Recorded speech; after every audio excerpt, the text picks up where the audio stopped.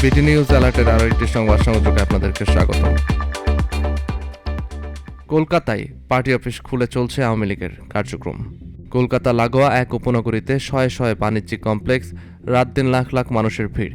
এই ব্যস্ত এলাকায় একটি বাণিজ্যিক কমপ্লেক্সে যাতায়াত করছেন এমন কিছু মানুষ যাদের কয়েক মাস আগেও সেখানে দেখা যেত না।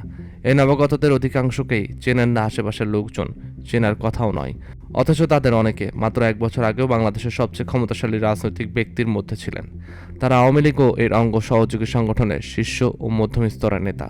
তারা যে বাণিজ্যিক কমপ্লেক্সটিতে কয়েক মাস ধরে যাতায়াত করছেন, সেখানে দলীয় দপ্তর খুলেছে বাংলাদেশ আওয়ামী লীগ। এই পার্টি অফিসটি নতুন।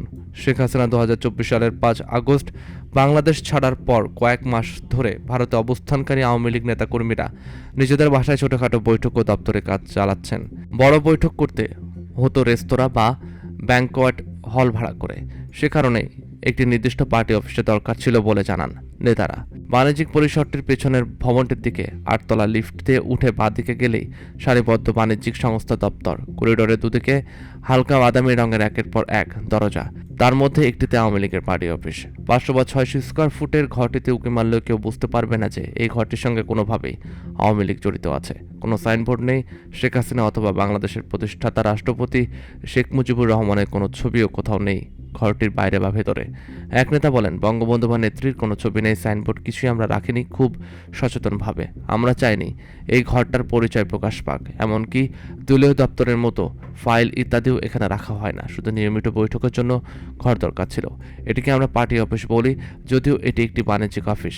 আগের সংস্থার ফেলে যাওয়া চেয়ার টেবিলই ব্যবহার করি।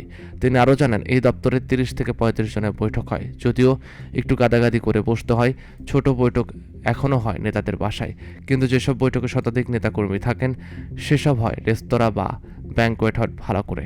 কারা যাতায়াত করেন পার্টি অফিসে? গত বছরের 5 আগস্টের পর বাংলাদেশ ছেড়ে ভারতে চলে আসা আওয়ামী লীগ ও সহযোগী সংগঠনগুলোর অনেক শীর্ষ নেতা এবং প্রাক্তন মন্ত্রী কলকাতা বা তার আশেপাশের অঞ্চলে বাসা ভাড়া নিয়ে থাকছেন। এর বাইরে বিভিন্ন পেশাজীবী, সরকারি কর্মচারী, পুলিশ কর্মকর্তা ও অবসরপ্রাপ্ত সেনা কর্মকর্তারাও চলে এসেছেন ভারতে। মাস 6 আগে আওয়ামী লীগের সূত্রগুলো জানিয়েছিল যে অন্তত 70 জন সংসদ সদস্য, আওয়ামী লীগের বিভিন্ন জেলা সভাপতি, সম্পাদক, উপজেলা পরিষদের চেয়ারম্যান, মেয়র সহ শীর্ষ নেতৃত্বের প্রায় 200 জন কলকাতা ও সংলগ্ন অঞ্চলে থাকছেন। এদের কেউ সপরিবারে থাকেন, আবার কোথাও একসঙ্গে কয়েকজন মিলেও একটি ফ্ল্যাট ভাড়া নিয়েছেন। কারো পরিবার মাঝে মাঝে বাংলাদেশ থেকে এসেও কিছুদিন সময় কাটিয়ে যান। এক নেতা বলেন, এখন সংখ্যা খুব বেশি বাড়ছে তা নয়। দ্বাদশ সংসদের প্রায় 80 জন সদস্য এবং আরও 10 থেকে 12 জন সাবেক সংসদ সদস্য এখন ভারতে আছেন। কেউ কেউ এখানে এসে আমেরিকা, কানাডা বা অস্ট্রেলিয়া চলে গেছেন।